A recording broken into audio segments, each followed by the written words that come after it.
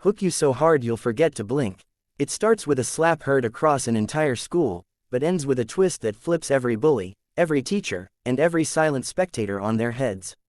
If you love revenge, redemption, shocking secrets, and a girl who rises higher than anyone ever expected, hit subscribe right now because stories like this only get wilder from here. On the morning that would change everything, 17-year-old Amara stepped through the iron gates of Chesterfield High with the same quiet determination she wore like a second skin, clutching her books tight, hoping that maybe, just maybe, today would not be the day her name got whispered down hallways like a curse or a joke. But fate, cruel as ever, had already rolled its dice, because as she approached the courtyard where 200 students gathered waiting for the weekly assembly to begin, the notorious bully trio, Savannah, Brielle, and Kendra, blocked her path like they had been waiting for their prey, and Savannah, queen of venom, smirked with the confidence of someone who had never been told no in her life, mocking Amara's thrift store clothes, her quiet nature, the scholarship she had earned that threatened Savannah's fragile sense of superiority, and before Amara could sidestep them, Savannah's manicured hand lashed out with a crack that seemed to slice the air itself, slapping Amara so hard her glasses flew and skidded across the pavement, and the courtyard erupted, not in sympathy, not in shock, but in gasps, laughter, and whispers, because cruelty had become entertainment there, and Amara, blinking away the sting and heat rising in her cheek, looked out at the sea of students and realized something inside her had finally snapped, not in the way of breaking down, but breaking open, something fierce and luminous awakening in her as she slowly picked up her glasses, stood tall, and stared Savannah dead in the eyes, a stare so calm it unsettled even the girl who thought she owned the world, and with a voice steady as steel Amara said, "Thank you, for giving me the moment that will expose all of you," which confused everyone because no one knew that Amara had not slept the night before, not because she was scared of the bullies, but because she had finally decided to release the evidence she had been secretly recording for months, videos, audio, screenshots, proof of every cruel act these three had committed against half the school, including victims who were too scared to speak, teachers who ignored cries for help, and administrators who buried complaints to protect the school's perfect reputation, and the slap became the final piece she needed. While the bullies laughed, Amara walked straight to the center of the courtyard, opened her phone, connected to the school's giant public screen through a loophole she had discovered in the student Wi-Fi system, and with one tap she aired everything, the insults, the threats, the humiliation, the vandalism, the stolen test answers Savannah's father bribed the school board to hide, the teachers accepting gifts to overlook her behavior, the group chats where Savannah mocked students' weight, race, anxiety, or poverty, and the courtyard fell silent, deadly silent, as every ugly hidden truth exploded onto the screen for all to witness, including Savannah's shriek of denial as she lunged toward Amara, who stepped back and spoke clearly enough for every trembling heart to hear, "If you touch me again, the file automatically sends to every news station in the state," and the bullies froze because they knew she wasn't bluffing, but the story didn't end there, because the principal stormed toward Amara, demanding she stop, threatening suspension or expulsion, but Amara stood her ground and calmly revealed she had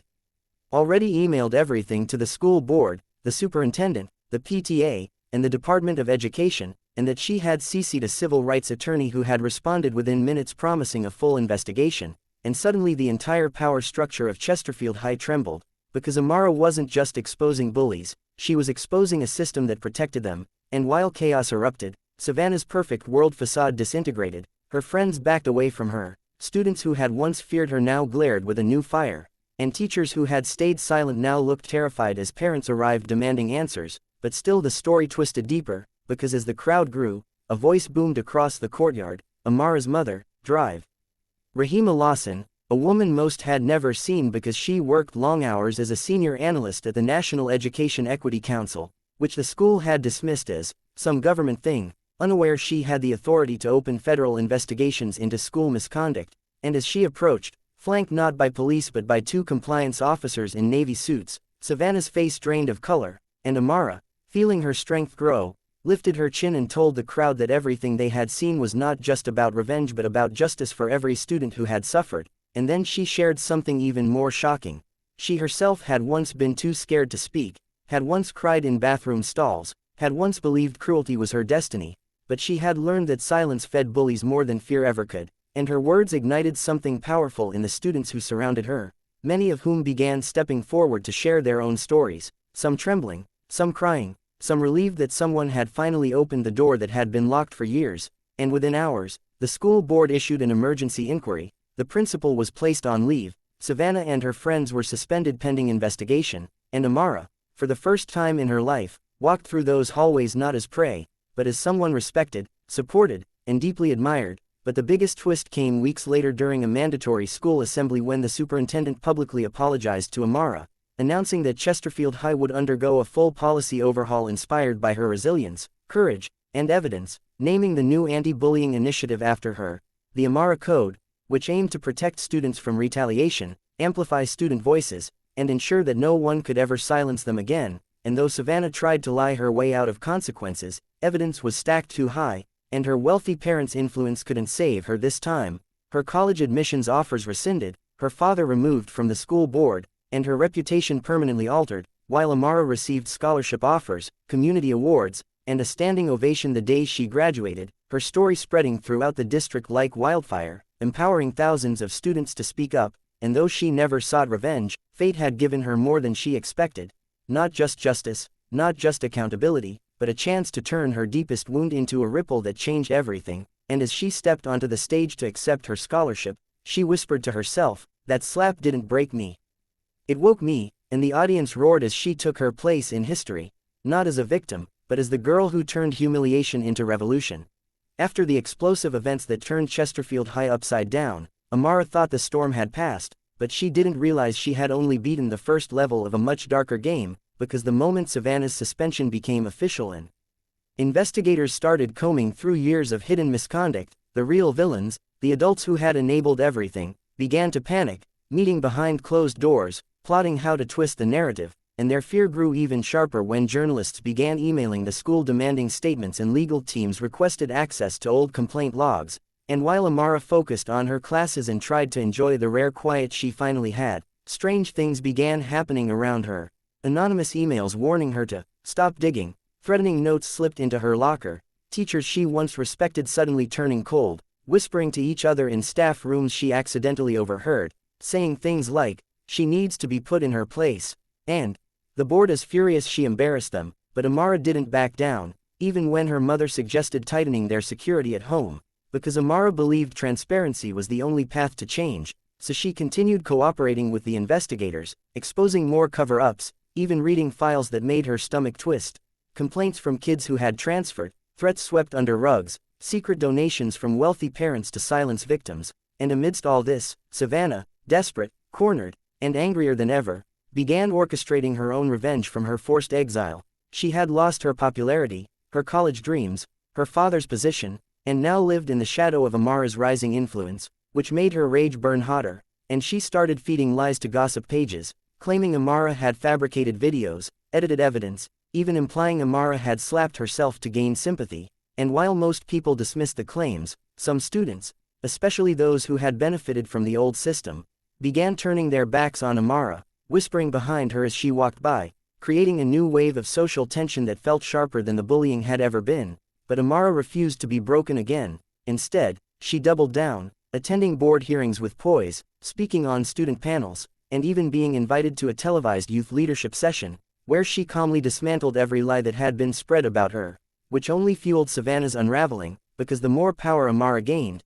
the more Savannah's world collapsed. And then came the night everything changed again, when Amara received a cryptic message from an unknown number containing a video clip that froze her blood. Savannah, in a dark room, talking to 2 suspended teachers and 1 administrator, plotting something big enough to silence Amara forever. And though the video didn't reveal the exact plan, their malicious laughter was enough to send chills through her entire body. And instead of panicking, Amara forwarded the video to her mother, the investigators, and every official involved, triggering an emergency hearing that exposed a conspiracy to intimidate witnesses and destroy evidence. And the fallout was massive. The administrator was fired, the 2 teachers permanently banned from working in education, and Savannah was placed under supervised counseling with legal consequences still pending. But even as the truth continued tearing the old system down, another twist emerged, one Amara hadn't expected at all, when students who had once been silent victims started forming a group called Amara's Alliance, a peer-led safety network that grew so quickly it caught national attention. And Amara, initially overwhelmed, gradually stepped into a role she never imagined, a leader not just at school but across the state, advising on anti-bullying reforms, appearing in youth advocacy conferences, and receiving letters from kids she had never met thanking her for giving them courage to speak, and with each milestone, the pain of her past transformed into a force she controlled rather than feared. But the most shocking twist came months later, at an end-of-year ceremony, when Savannah, smaller, quieter, stripped of her arrogance, approached Amara backstage, trembling, holding a letter, and with tears clogging her throat she whispered, "I want to apologize, not for the school, not for the investigation, but for me." And Amara, expecting manipulation, stood cautiously as Savannah admitted something no one knew. Her parents had abused her psychologically for years, pushing perfection, demanding status, teaching her cruelty as power, and though it didn't excuse anything, Savannah confessed she envied Amara's kindness and hated her because she feared what she represented: freedom. And when she finished, she handed Amara the letter and walked away before Amara could respond, leaving Amara shaken, confronted with the uncomfortable truth that villains, too, or sometimes victims twisted into weapons. And as she read the letter later, filled with confessions and guilt and real remorse, Amara felt something deep inside her shift. Not forgiveness, not yet, but understanding. And with that understanding came the realization that her story wasn't about destroying people but dismantling systems that created them, and that her true power wasn't the evidence she exposed but the courage she sparked in others. And as she stepped onto the stage once again, facing her school, her community, and the world watching her rise, she finally understood why the slap that once humiliated her had become the turning point of everything. It had woken a fire meant not just for revenge, but for transformation, and this was only the beginning of the revolution she would lead.